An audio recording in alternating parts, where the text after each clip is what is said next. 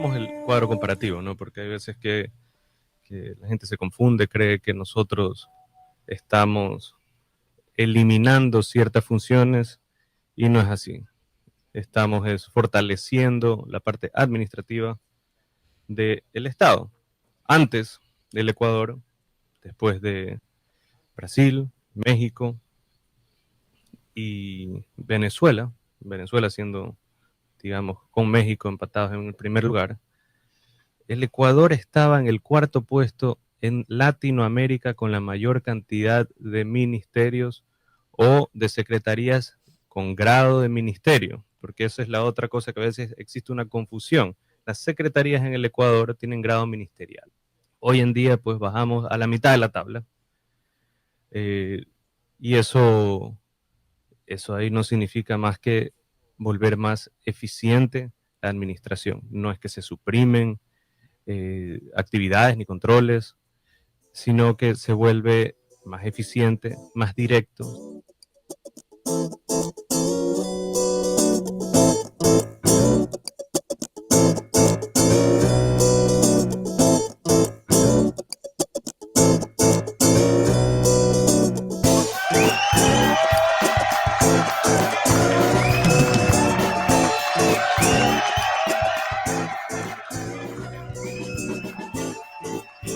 Hola, hola, hola, hola, hola, bienvenidos todos, ¿cómo están? ¿Cómo estamos?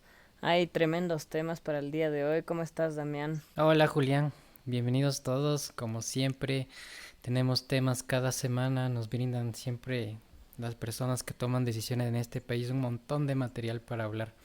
Así Ujú, que bueno, estamos aquí para justamente hacer un análisis y opinión sobre eso. ujú. Sí, de hecho resulta un poco difícil escoger de tantas cosas que hay, pero bueno, les traemos algunos temitas.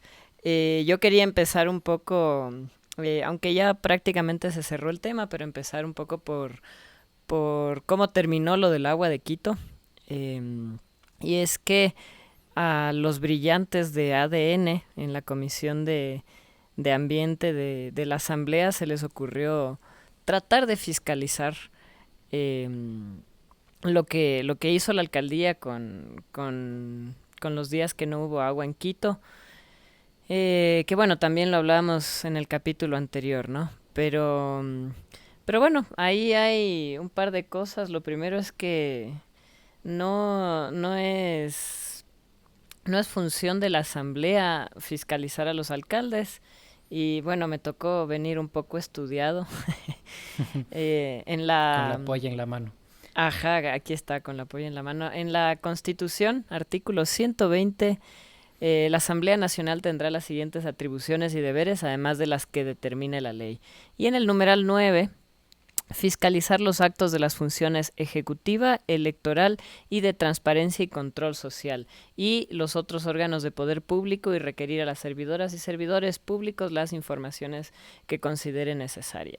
Eso por un lado, que uno podría decir, bueno, pero ¿qué son los otros órganos del poder público? ¿No? Se podría malinterpretar, pero en el COTAD está clarísimo, artículo 87, atribuciones del Consejo Metropolitano, al Consejo Metropolitano le corresponde, igual son una serie de numerales, pero en el inciso L, fiscalizar la gestión del alcalde o alcaldesa metropolitana del gobierno distrital metropolitano, de acuerdo con lo previsto en este código, ¿no?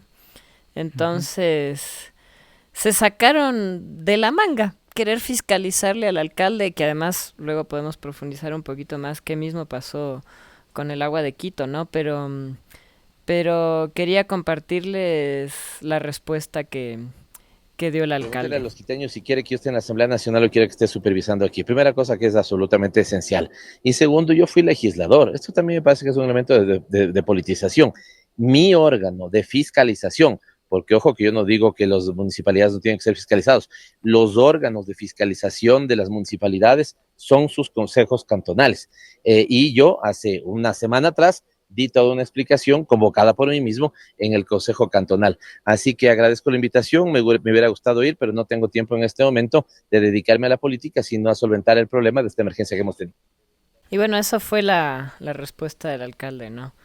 Ujú. Ahora, no sé, o sea, vos qué piensas, porque crees que debería fiscalizarse de la actuación de la alcaldía con la falta de agua en Quito.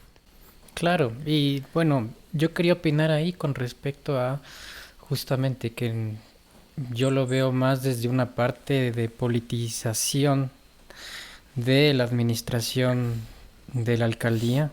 O sea, Ujú, pongámonos a ver, por ejemplo, si existe la misma fiscalización a lo que pasó del SOT en Esmeraldas. ujú, El mismo caso de Progen, que bueno, que sí lo están fiscalizando, pero a los poderes más altos, digamos, ¿quién estuvo a cargo o la cabeza más alta de todos los problemas que tenemos? ¿Por qué no se lo fiscaliza al presidente? ¿Por qué no se lo fiscaliza a las personas que están directamente involucradas en ello? O sea, no solo ujú, al, digamos, a las personas, en el caso de Progen, por ejemplo, que me va a meter ahí, fiscalizar o, o denunciar o multar a las personas que, por ejemplo, son secretarios que elaboraron la política, pero no las personas que ejecutaron y decidieron esa política o las decisiones con respecto a ujú, los casos Progen.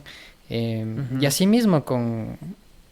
Yo creo que es muy politizado esta situación. Además, como tú bien lo mencionaste, que no corresponde la fiscalización a la Asamblea con respecto a los gobiernos autónomos descentralizados. Ujú, Y sobre todo que yo sí pienso que existe un movimiento de desprestigio hacia un partido o hacia una función administrativa contraria a la del gobierno.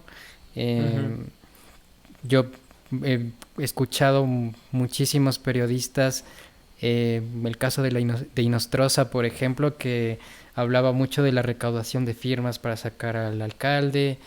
eh, o sea, ujú. también, ¿qué podemos fiscalizar en un proceso que fue una crisis o la afectación fue provocada por em, por algo ambiental, digamos, que está fuera de las manos de de un asunto que fue provocado, sino más bien fue un desastre natural? Y que Ujú. ahí, bueno, yo he encontrado mucha información y comunicación con respecto a cómo se estaba llevando el proceso de la emergencia.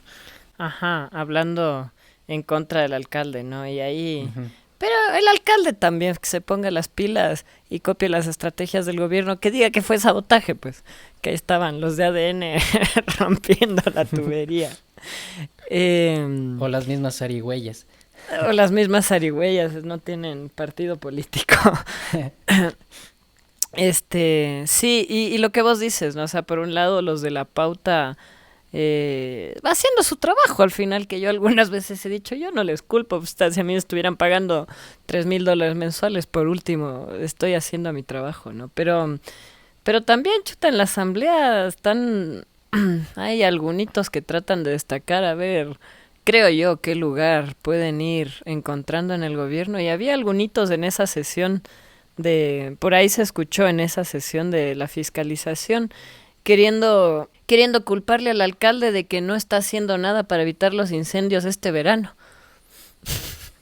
¿Y qué tiene que hacer? Tiene que poner aspersores en todos los bosques de la ciudad. O sea, es una Es algo... locura. Sí, y justamente, ¿qué hay con respecto a la prevención del estiaje y la crisis energética? O sea, podemos paralelamente hacer el mismo análisis, pero está bien polarizado la forma en cómo se maneja la Asamblea Nacional, ¿no? Ajá, ajá, sí, chuta, o sea, yo no sé si estoy exagerando, pero sí ya es casi persecución, si es que no lo es, ¿no? Porque, o sea, y yo creo que ahí ya podemos ir conectando con el tema energético, ¿no? O sea, eh, lo que vos decías, el desastre del oleoducto o lo de Progen. O sea, lo de Progen es una cosa terrible y ahí sí no pasa nada o prácticamente nada, que es lo que vos dices. Y aquí un desastre natural que además, bueno, yo no sé, que ojalá algún técnico por ahí que nos dé una manito. Al final lograron resolver 300 metros de tubería en la mica en 13 días. O sea, en 13 días estuvo funcionando de nuevo. Entiendo, no sé si ya estará funcionando en todos los barrios, pero ya está conectada el agua, ya está conectado el sistema y tardaba un par de días en llenarse el sistema, ¿no? Pero sí, o sea, y vos creo que tienes más información sobre lo energético, qué pasó, cómo funcionó. Sí, y bueno, considero que sí es importante dar un pequeño antecedente de desde cuándo estamos con esta crisis energética que se inició en octubre del 23. Obviamente se habla mucho de la sequía histórica, que se redujo bastante los niveles de embalses hidroeléctricos de nuestro país, pero también digamos que esta problemática fue por el mal manejo, mala administración y mantenimiento de nuestro sistema eléctrico. Nosotros ya lo vivimos 2 años, y como ustedes bien lo saben, que tuvimos hasta 14 horas de cortes de luz. Y en ese marco de crisis que volvió en abril del 2024, los cortes energéticos, pues Selec firmó contratos con empresas como Progen y Austral Technical Management para instalar las plantas térmicas en Quevedo, Salitral, Esmeraldas, y que justamente por esta emergencia que se estaba dando, la contratación se la hizo directamente con Progen, a pesar de que no cumplió especificaciones técnicas. Existen falsificaciones de certificados para acreditar su condición como fabricante autorizado de motores, y también que se presentó una oferta elaborada 30 días antes de que se haya anunciado la emergencia. Entonces todo es muy, ¿cómo te podría decir? No es un proceso tan formal, y que digamos que en el marco de la emergencia se dio decisiones rápidas, sin análisis, y creo que eso también nos ha llevado a justamente en el contexto que nos encontramos ahora, que es una terminación de contrato con Progen, demandas internacionales y la posibilidad justamente de sufrir nuevamente apagones, porque no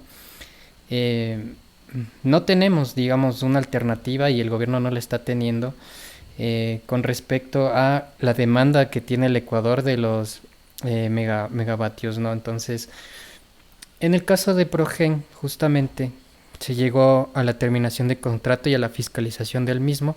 No se pudieron, o sea, Progen tenía que presentar 43 unidades de generación de electricidad, de las cuales llegaron 46, y que justamente no se cumplió en el tiempo estipulado la presentación de los mismos, y que también la empresa no demostró en ningún momento ser fabricante ni distribuidor de estos modelos, que tal vez los modelos ya estaban siendo usados o no eran nuevos.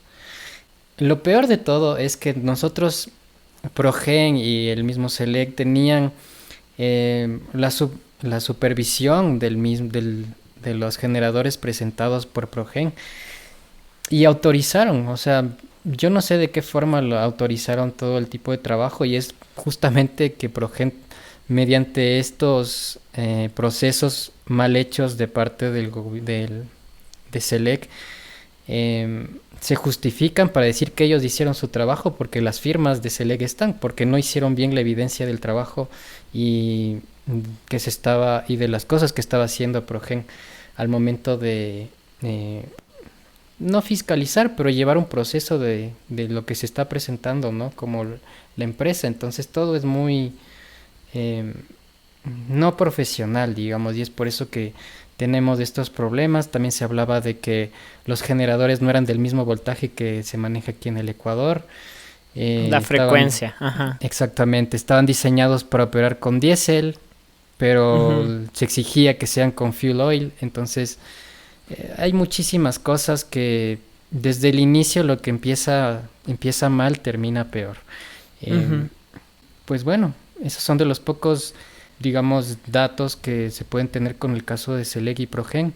¿Tú qué opinas de todo lo que está pasando? O sea, queda evidente como la improvisación que tienen, ¿no?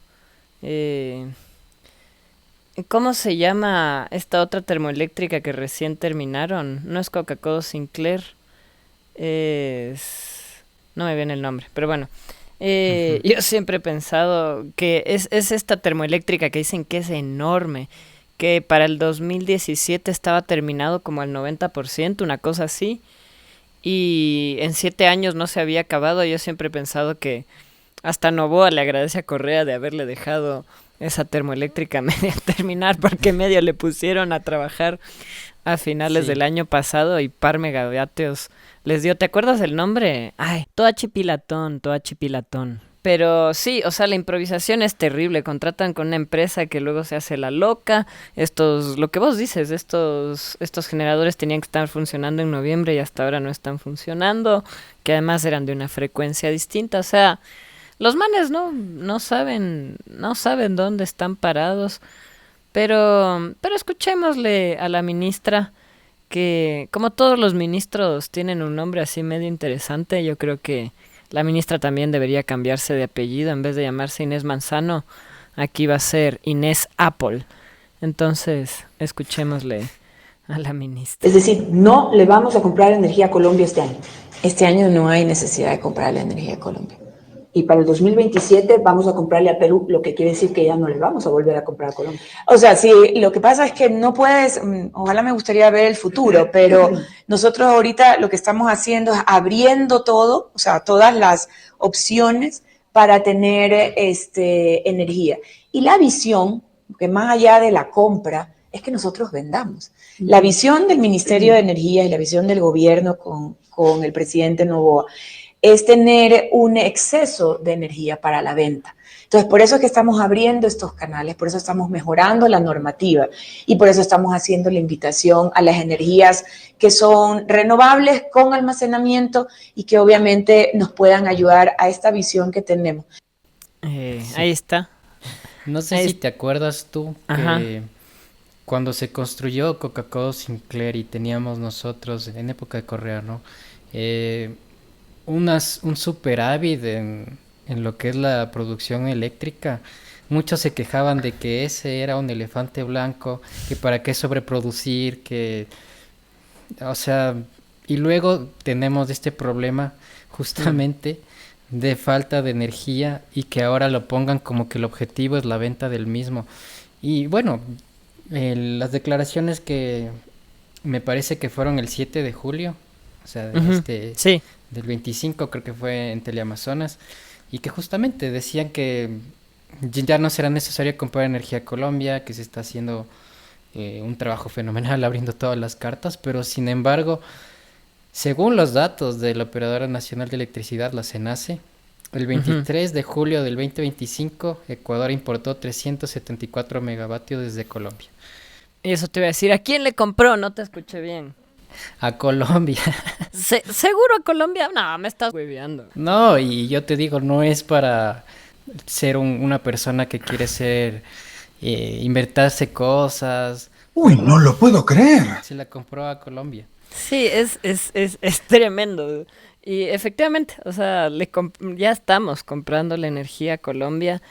Y eso da cuenta, creo yo, también de nuevo, de la incapacidad de este gobierno para prepararse. Ya tuvimos el estiaje el año pasado.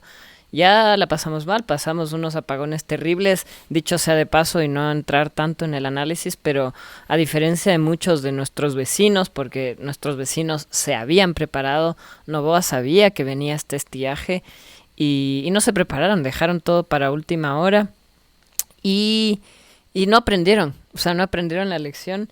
Este año, primicias, hace unos meses sacaba una noticia diciendo que de toda la capacidad termoeléctrica que tenemos en el país, el 44% está fuera de operación por falta de mantenimiento. O sea, tuvieron un año para prepararse para este nuevo estiaje y no lo hicieron, no han dado mantenimiento, no están poniendo en operación todo lo que tiene el país.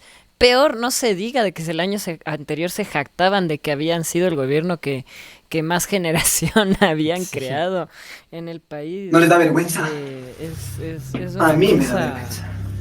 es una cosa terrible. Sobre todo que tengo esta misma teoría que la improvisación que están teniendo, la forma en cómo se están llevando las cosas, incluso en esta emergencia que necesitamos tener una proyección para superar la demanda de electricidad en el país. Hasta ahí lo estamos haciendo mal, incluso en los contratos con quien lo hacemos hay corrupción. Ni siquiera eso, ni siquiera hacer un buen trabajo, sino que más bien en el trabajo aprovechemos para sacar ahí una buena tajada. Y justamente no sé exactamente hasta qué nivel de demanda tenemos que llegar porque cada año va subiendo la demanda eléctrica, ¿no? Pero la capacidad térmica instalada en el país llega apenas a 1200 megavatios y de las cuales son las 300 megavatios de barcazas alquiladas temporalmente, ¿no? Entonces, y obviamente en esa misma declaración donde la ministra Apple decía que no íbamos a comprar a Colombia, decía justamente eso, que los generadores existen pero están guardaditos en una bodega, que no los han visto, que ya van a instalar. Sí, decían incluso que no podían abrir los equipos porque perdían la garantía y por eso recién se dan cuenta, no han sido equipos nuevos, ¿no? Es terrible. Y bueno, para que no digan que nosotros somos mal pensados, que nosotros le estamos viendo la quinta pata al gato, ajá. La Contraloría ya se puso al orden del día, pues, o sea, ya creo que no le quedaba más porque el que se ponga a buscar un poquito de información al respecto es un escándalo lo que sucedió, ¿no? Entonces, escuchémosle al Contralor General del Estado hablando sobre el tema. Se aprobó ya el informe de lo que el examen que se realizó a PROGEM, un examen muy técnico. Yo felicito a los auditores muy técnicos, a la Dirección Nacional 4 de Auditoría, que ha hecho todos sus esfuerzos por obtener los resultados que tenemos ya en este momento y que ya han sido aprobados los dos informes, incluyendo falta uno todavía, que es el de Catamayo en Loja, que también tiene que ver con PROGEN y que estamos realizando también esa auditoría. Ayer se aprobó el de PROGEN y muy parecido a lo de ATM, igual, con problemas que van a derivarse a responsabilidades administrativas, civiles e indicios de penal. Y tanto en ATM como en PROGEN tienen, de acuerdo a la responsabilidad, de acuerdo a lo que obtiene Contraloría la información y el examen técnico que se hace, son las personas que deben responder. Y en estos casos son, inclusive, nivel jerárquico. Mira con la cara que te mira Conan, para mí que sos un mentiroso. Sí, y bueno, quería ir por ahí un poco también, porque dice el Contralor que serán jerárquico superior, ¿no? Y bueno, de hecho, creo que uno de los directivos de Selec, si no me equivoco, se esfumó. Ya desapareció y claro, o sea, se está investigando, ya está el caso en la fiscalía, se llama caso Apagón. Que escuché más de un comentario, además que en el diseño gráfico de este caso no hay ninguna referencia política, como en otros casos sí los hubo, como por ejemplo en AAA. En AAA, no sé si vos has visto el logo. No lo he visto. El logo, bueno, son 3 As y la A del medio tiene como forma de torre petrolera. Y arriba tiene una pequeña figura que simula fuego, que es exactamente la misma que está en el logo de la RC. Y el logo AAA es rojo con azul. Ajá. En este caso Apagón, letras gris con negro, la primera A con forma de rayito y no pasa mucho más, ¿no? Y claro, aquí me dirán borrego, pero más allá, y no me importa que me lo digan además, pero más allá de borrego, no borrego, a mí me llama la atención la diferencia con la que se trata. Yo no pido que se perdone a unos y que se enjuicie a otros y lo que sea, sino que se trate a todos por igual, ¿no? Exactamente. Y claro, o sea, la ministra fue los ministros Luque, la ministra Apple estuvieron frente del tema del apagón el año pasado. Ellos estuvieron en los medios, ellos estuvieron explicándonos. El ministro Wong incluso nos dijo que, nos aseguró que no iba a haber apagones y luego vinieron tremendos apagones. Y bueno, ya ha habido allanamientos, no me acuerdo ya cuántos allanamientos, pero unos cuantos allanamientos. Y pregúntame si le han allanado a los ministros o exministros, a la Inés Manzano. No, a ellos no se les toca, ¿no? Claro, son los intocables, Ajá. los elegidos. No, y justamente bajo esa línea te iba a decir que en junio del 2005 la Comisión de Garantías Constitucionales, que es de mayoría de la Revolución Ciudadana, había comenzado la fiscalización de los contratos pues, entre Selec y Progen.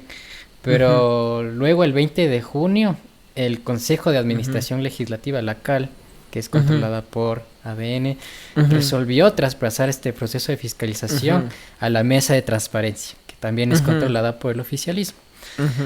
Entonces... Sí, jerárquico superior, supongo que cargos medios a lo mejor caerán, pero yo creo que quienes tienen que dar la cara de esto, o sea, si tenemos una crisis energética de tal magnitud, tienen que estar las primeras autoridades del Estado a cargo de eso, ¿no? Y si son ellos los que están a cargo de eso, son ellos los que tienen que responder ante cualquier ante cualquier irregularidad que pueda haber. Y de nuevo, ya me va a conseguir un sonidito de borrego para ponérmelo a mí mismo. Pero claro, dirán, no, ellos no firmaron nada, fue el gerente de Selec, fue el no sé qué, no sé cuántos. Pues a Glass, y de nuevo, no estoy defendiendo a Glass, pero tratemos a todos por igual en todo caso. A Glass le acaban de sentenciar 13 años por el caso Reconstrucción y él no firmó nada, ¿no? Pero claro, ellos son los que manejan los hilos en el caso del correísmo, en el caso del novoísmo y del Nuevo Ecuador, ahí sí son, y de Lazo ahí sí son las zarigüeyas, ¿no? No, sí, no son ellos. Una opinión mía también, o sea, se le fiscaliza a Glass por haber hecho algo. Entonces, ¿por qué no se les fiscaliza a estos por no hacer nada?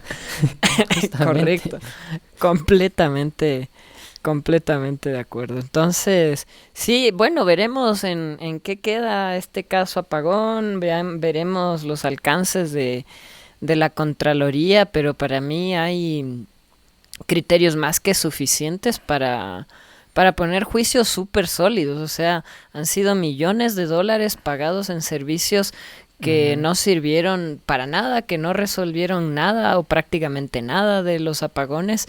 ¿En dónde está esa plata? O sea, ¿a quién benefició? Porque a los ecuatorianos claramente no. Y bueno, como pequeña cuña, la CONAIE cambió de presidente.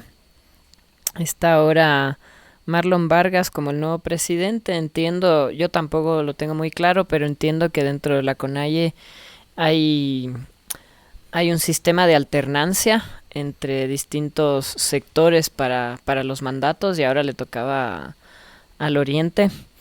Entonces, bueno, hubo un evento más o menos grande, estuvo presente mucha gente y bueno, se posesionó ya Marlon Vargas como el nuevo presidente de la CONAIE y hay algo que don Pepe Cortisona dijo que a mí me llamó bastante la atención.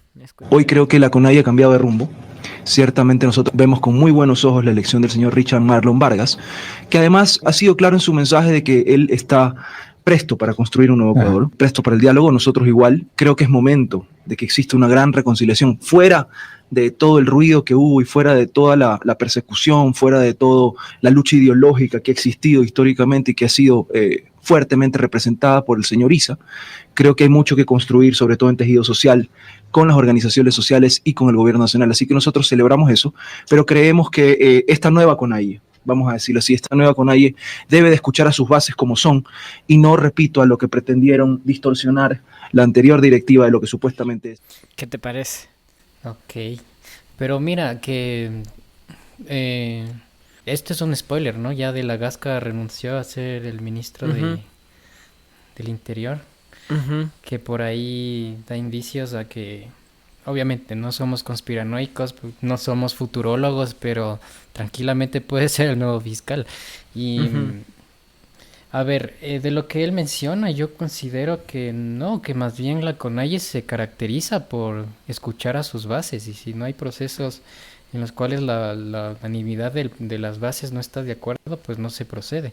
Y es Ujú. justamente también destacarle la importancia de la CONAIE como un movimiento movilizador importante en nuestro país, y también destacar eh, justamente a quién es Marlon Vargas, ¿no? Ujú. Él destacó un papel fundamental en los paros del 2019, del Ujú. 2022.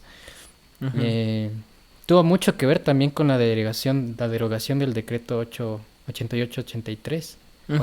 883, Ujú. y justamente las políticas que quería implementar Lenín Moreno y posteriormente Guillermo Lasso. Digamos que esa es su carta de presentación Ujú. en esta nueva CONAIE, ¿no? Eh, ahí no sé si qué estará buscando de la Gasca, pero Ujú.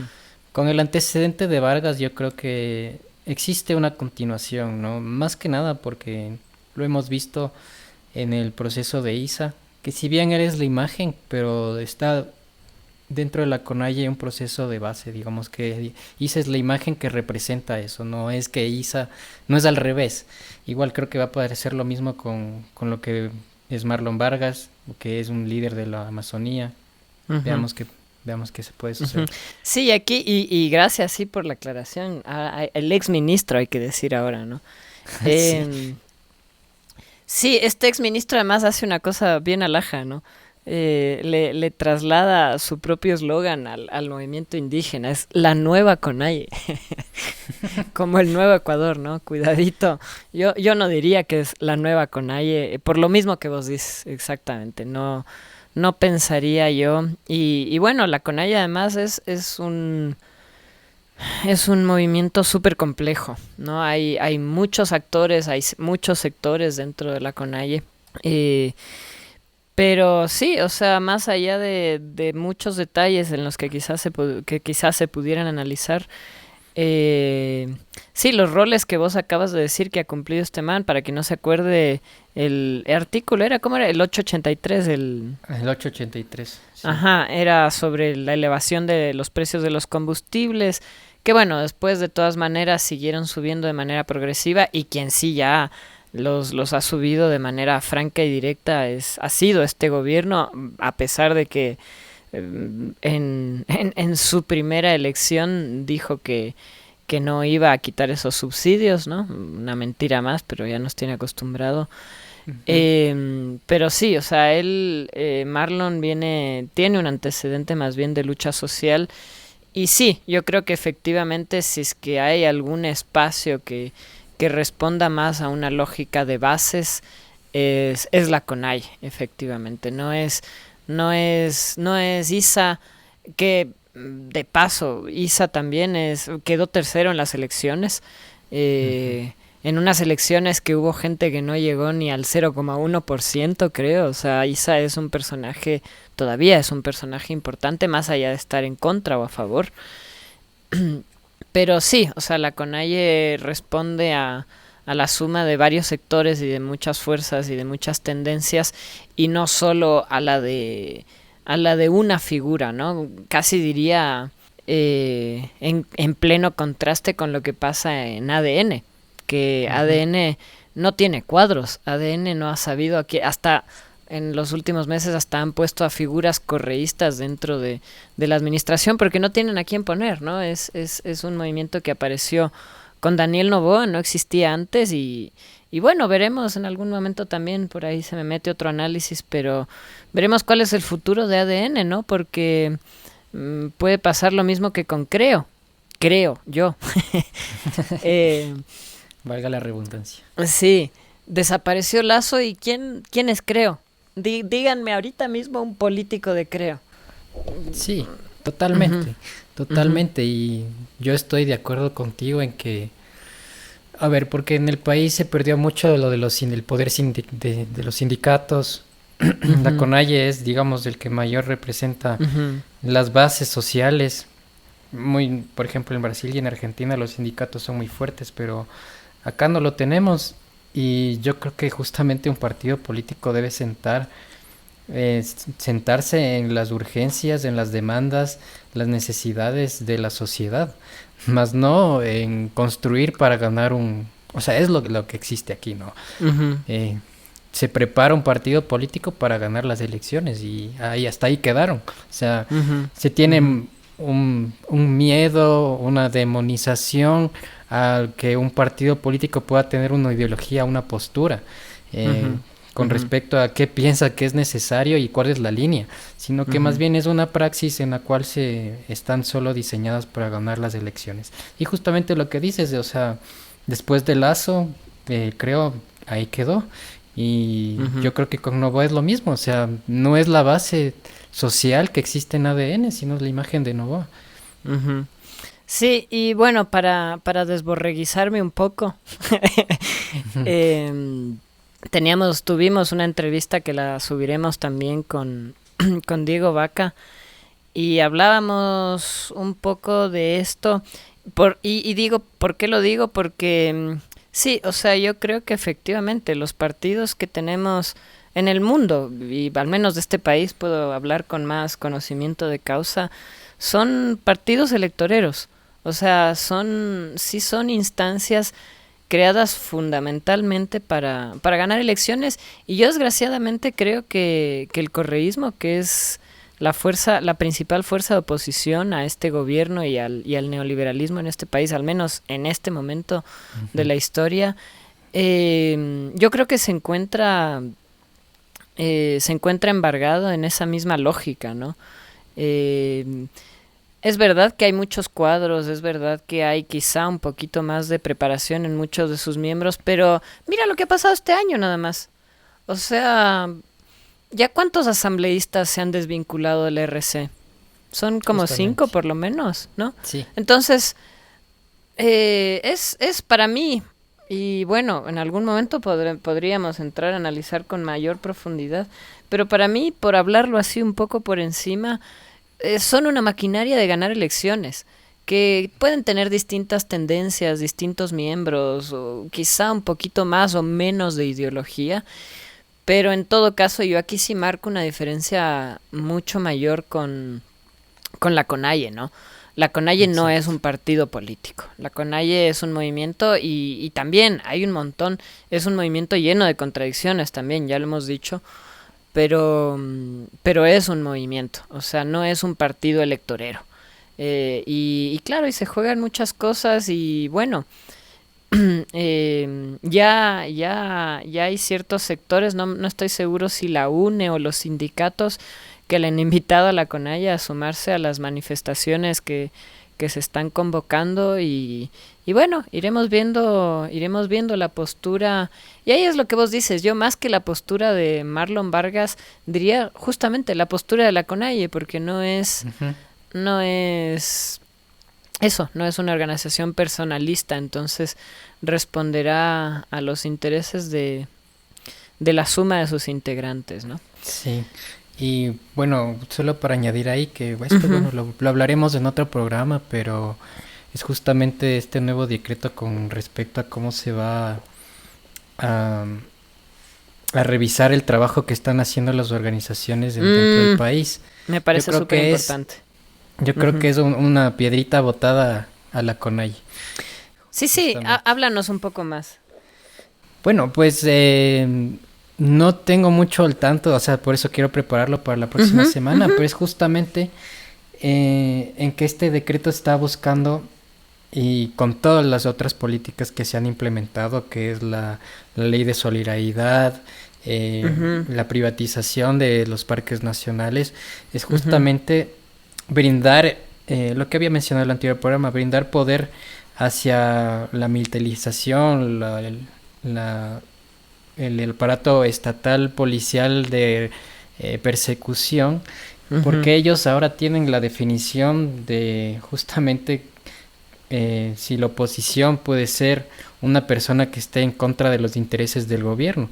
Y si la CONAIE puede ser ese tipo de personas o ese tipo de ente que pueda hacer que ellos tengan toda la potestad de decidir con respecto a ese tipo de movimientos, incluso sociales, o sea, que ellos puedan catalogarlo como un problema para el gobierno dentro de su marco de guerra interna que tenemos aquí en el país, ¿no? Ujú. Sí, yo tampoco, y prepararemos un poco más de información, no tengo todo al pie de la letra, pero esta última ley lo que hace es que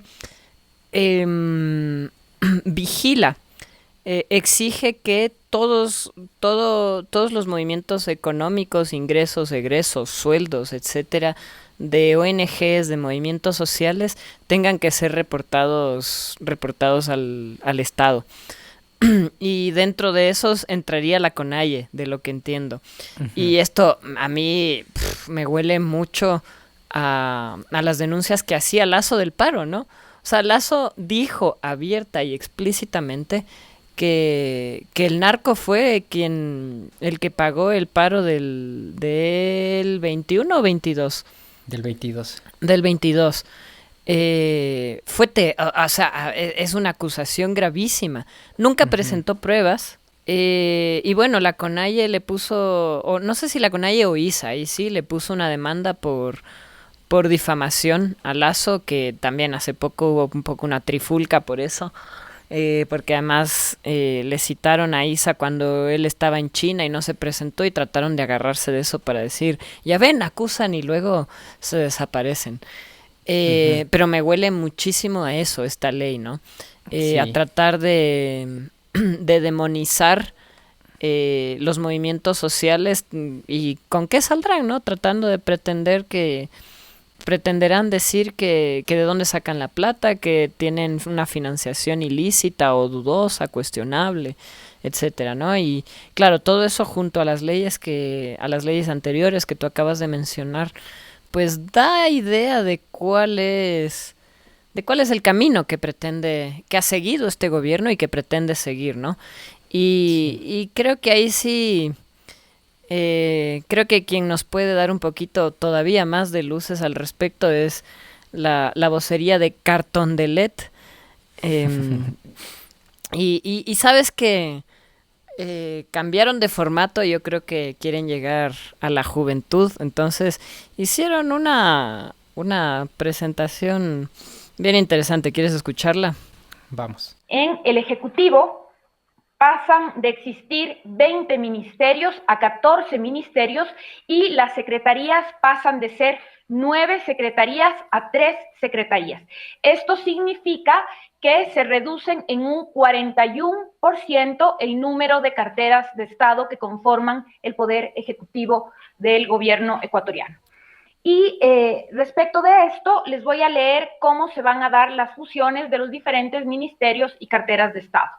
El Ministerio de Desarrollo Urbano y Vivienda se fusiona al Ministerio de Transporte y Obras Públicas, el Ministerio de Cultura y Patrimonio se fusiona al Ministerio de Educación, el Ministerio del Deporte se fusiona al Ministerio de Educación, el Ministerio de la Mujer y Derechos Humanos se fusiona al Ministerio de Gobierno, el Ministerio del Ambiente, Agua y Transición Ecológica al Ministerio de Energía y Minas, la Secretaría de Educación Superior, Ciencia, Tecnología e Innovación se fusiona al Ministerio de Educación, el Ministerio de Turismo se fusiona al Ministerio de Producción, Comercio Exterior, Inversiones y Pesca, la Secretaría Técnica Ecuador Crece sin Desnutrición Infantil se fusiona al Ministerio de Inclusión Económica y Social, la Secretaría de Inversiones Público-Privadas se fusiona al Ministerio de Transporte y Obras Públicas, la Secretaría Técnica de Gestión Inmobiliaria del Sector Público se fusiona a la Secretaría General de Administración de la Presidencia de la República, la Secretaría Nacional de Planificación se fusiona a la Secretaría General de Administración Pública y Gabinete, la Secretaría Técnica del Comité Interinstitucional de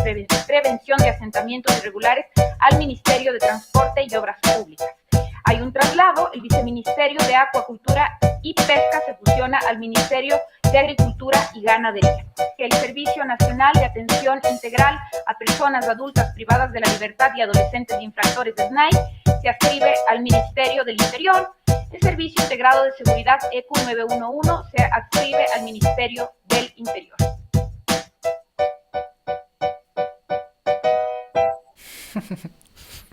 Tranquilamente se puede hacer viral en TikTok. Ajá, tremendo rapeo se manda la mano, hijo de madre, yo no lo logro. Es un laberinto, es impresionante. Y puchas, para tomarte la lección, a ver, ¿a qué ministerio se fusiona el Ministerio de Desarrollo Urbano y Vivienda? ¿Te aprendiste? Ajá, ¿cuántos es una locura. Bueno, esto ha sido la mega noticia, por eso abrimos también el programa con Novita hablando al respecto, ¿no? Y bueno, conectando, esta es la política de este gobierno, ¿no? En pos de la eficiencia, de la eficacia. ¿Qué piensas vos? Sí, y bueno, mucho se piensa. Yo considero que desde ya estamos teniendo una política intervencionista, que el que decide con respecto a la política económica de nuestro país no es ni siquiera el señor Noboa, es el FMI, justamente con las recetas condicionadas que ellos mismos brindan el presupuesto a, a cambio de que el país pueda ser alineado con lo que ellos piensan, el proyecto neoliberal, el liberalismo económico, comercial. Un pequeño Pero, paréntesis ahí, solo ajá, para argumentar lo que vos dices. ¿Han visto el Salón Azul desde el que se da esta vocería? Es copia y pega de la Casa Blanca, de la perfecto. vocería gringa. ¿Qué más mensaje quieres? Sí, ¿qué más ejemplo quieres? O sea, la realidad está ahí, o sea, hasta la Ujú. vocería quiere ser idéntica a la Casa Blanca y a lo que se viene con bandejitas así para que nosotros lo implementemos acá. Entonces, eso es una realidad. Nosotros esto ya lo vivimos muchos años en los 80 y 90 con el nuevo neoliberalismo, con la implementación de estas políticas que metodológicamente, teóricamente y empíricamente está fundamentado en que justamente lo que generan es una crisis y una desestabilización de los estados en la implementación de estas políticas, porque nuestros países latinoamericanos no tienen las mismas de realidades y los mismos medios de desarrollo que los tuvieron Estados Unidos, Europa, la democracia liberal. O sea, nosotros somos una realidad distinta y nuestro desarrollo ha estado direccionado de una manera muy distinta. O sea, esas recetas no se pueden aplicar acá porque nuestras realidades económicas y sobre todo sociales están muy alejadas hacia lo que se implementa, ¿no? Ujú. Sí, y bueno, a mí seguramente es chistoso, ¿no? Cómo funciona, ay, no sé, la imagen política. No sé si en nuestro país, en el mundo, en la región, pero digamos, es que además cada uno es un personaje, ¿no? Moreno fue un personaje, Lazo es otro personaje y Noboa es otro personaje. Cada uno tienen sus cosas. Quizá diría que por más de una razón, Lazo y Noboa se parecen más, se asemejan más, pero que no se engañen. O sea, los los tres representan el mismo proyecto económico. Ujú, Desde el así es. 2017 eh, venimos hablando del achicamiento del Estado. Nunca se ha concretado de manera tan explícita como en estos días. Pero desde Moreno se viene hablando del Estado obeso, de que necesitamos inversión extranjera, etcétera, etcétera. Y, y ya llevamos 7 años de este proyecto, no de personajes, pero sí de este proyecto que ha sido un tremendo fracaso. O sea, todas las cifras han explotado. Hemos pasado por el año, y este parece que va a ser todavía más violento, pero ya hemos pasado por el año más violento de la historia del país. Eh, las cifras de muertes violentas son las más altas, el desempleo está por los cielos, los servicios como la salud están más destruidos que hace mucho, mucho, mucho, mucho tiempo. es clarísima para mí es clarísimo el camino que venimos siguiendo, y por eso también es que nosotros sabíamos, creo yo, lo que iba a pasar con Noboa, ¿no? No es una cuestión de mala fe, no es una cuestión de que nos cae mal la derecha, o nos caen mal los ricos, o nos cae mal. No, es que, y estoy poniendo simplemente este país y en estos años, ¿no? Si uno se pone a buscar información de lo que ha significado este proyecto económico en el mundo, es un fracaso. El neoliberalismo no ha demostrado en ningún lugar del mundo realmente dar solución a las problemáticas sociales. Y no importa quién sea. Si yo veo un candidato que defiende el neoliberalismo, sé que no va a resolver los problemas que tenemos en el país. Y al contrario, no importa quién sea, no importa, pucha, si es que Carlos Vera se lanza a las próximas elecciones con un plan de gobierno antineoliberal, que no le creería ni la mitad de lo que dijera. Pero, de nuevo, no es una cuestión de nombres, no es una cuestión de partidos, no, es una cuestión de política económica. Lo único que va a resolver los problemas que tenemos es lo contrario para mí, es el antineoliberalismo. Sí, y a mí me indigna justamente lo que tú mencionas, que somos uno de los países más violentos, estamos en la lista número 1 sobre eso, y que como abrimos el programa con las declaraciones del presidente, que lo que a él indigna es que tengamos un Estado fuerte, un Estado con institución, un Estado fuerte, y que él lo mire más bien como algo a positivo, que en la lista de los países latinoamericanos que mayor poder institucional tienen a nivel estatal, se le baje al Ecuador y que sea el que menos administre y gestione su aparato estatal, ¿no? Entonces es algo que indigna verdaderamente.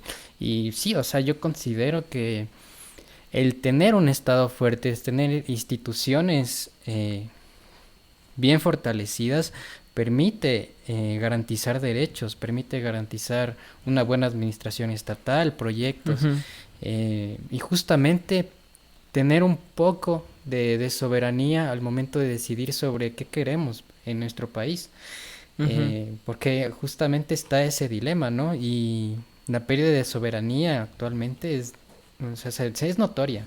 No tenemos una visión como país, una palabra hacia el exterior con respecto a cómo queremos nosotros como ecuatorianos moldear nuestro país, porque las recetas vienen de afuera. Sí, y yo diría, no sé si nos lavan el cerebro para pensar que es esto lo que necesitamos, ¿no? Y para quien no nos crea, veamos qué pasa en estos meses o en este año incluso, aunque yo creo que ya se van a empezar a venir, no porque yo lo quiera, no porque yo lo busque, no porque yo lo esté propiciando, pero ya ha habido sectores sociales que están convocando a plantones, a marchas, y creo que se van a seguir viniendo, pero veamos en estos meses, en este año, si es que realmente el Estado se hace más eficiente, ¿no? Que incluso ahí cabría la pregunta, ¿eficiente para qué o para quién? ¿Para quién? Exactamente. Porque, claro, o sea, yo tengo que renovar el pasaporte y tengo terror, no quiero gastarme $90 pensando en que los voy a perder, porque además primero tienes que pagar para sacar el turno, no puedes sacar el turno y luego ver si, ¿no? O entonces pagar veamos. Un tramitador. Ajá. Veamos si es que mejora, si es que sacando funcionarios públicos el registro civil se agiliza, se hace más eficiente, si la energía, el tema energético se resuelve, si los hospitales ahora sí van a tener medicinas y de paso lo digo, ellos prometieron que no se iban a despedir ni profesores, ni médicos, ni policías, ni militares, y ya la Unión de Educadores, está denunciando el despido de profesores, igual que ciertos gremios médicos están denunciando el despido de médicos, ¿no? Veamos si es verdad que en estos meses se consigue cita más rápido en el seguro o en el Ministerio de Salud Pública, ahora con menos funcionarios, ¿no? Si me permites sigue. ahí, antes de que empieces con lo demás, es justamente esto, o sea, la administración pública y justamente la vinculación de unos ministerios a otros, la anexión de estos, también te permite ver cuál es el objetivo del gobierno, o sea, qué objetivo tiene el gobierno el poner el Ministerio del Ambiente en el Ministerio de Energía y Minas, o sea, que esté dentro de, o sea, ¿qué estás priorizando? La explotación y minera y no la defensa de los pueblos ancestrales, las reservas naturales que tenemos en el país, o sea, también te permite ver ese tipo de cosas, ¿no? ¿Qué prioridades van a tener ahora? La privatización, o sea, por ahí vamos, ¿no? Ujú. Sí, y sabes, bueno, este documento creo que ya ha recorrido por muchos celulares, pero me parece que vale la pena decirlo. Ya que estaba hablando del sector salud, yo diría que me llegó esta propuesta y yo creo que vale realmente la pena, ¿no? Ya que fusionen directamente el Ministerio de Salud con la Funeraria Nacional, porque ya que no hay medicinas, no se está pagando las dializadoras, ahí sí eficiencia, que se agiliten los trámites de los enfermos a los muertos de una vez, ¿no? Y de una vez también el Ministerio del Interior con el gobierno de los Estados Unidos. Ajá, el del interior y el de gobierno también, ¿no? Ya tenemos nuestra vocería a lo Casa Blanca, que entre la embajada de una vez, ¿no? La Asamblea Nacional con el Ministerio de la Familia, porque ya estamos viviendo prácticamente una monarquía, todos con el mismo apellido. Una hacienda familiar. Ajá, una hacienda familiar. Y la última propuesta de esta imagen es Presidencia de la República con la Penitenciaría del Litoral.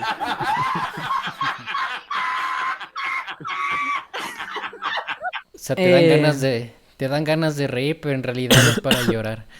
Sí, no sabemos si reír o llorar, pero bueno, entre escoger ahorita creo que todavía prefiero reír. Y bueno, eso es lo que teníamos preparado. No sé si vos quieres añadir algo más. Agradecer mucho a las personas que nos escuchan. Seguiremos trabajando en traer al menos a la semana los temas más relevantes para estas discusiones que tenemos y la necesidad de hacernos escuchar a las personas que no tenemos voces. Digamos que el objetivo de este proyecto fue así. Tanto Julián como yo no teníamos un espacio en donde manifestarnos y es difícil ahora con la situación que vive el país, pero estamos generando y que las personas también puedan unirse a esa causa, y eso sería. Sí, muchas gracias, Damián.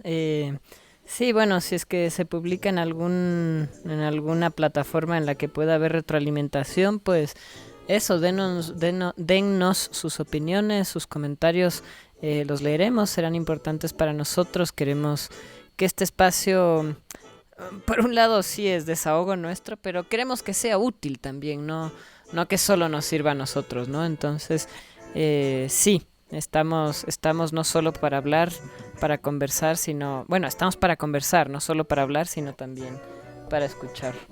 Entonces, eso sería. Muchas gracias y nos escuchamos en la próxima. Cuídense mucho todos, hasta la próxima. Chao.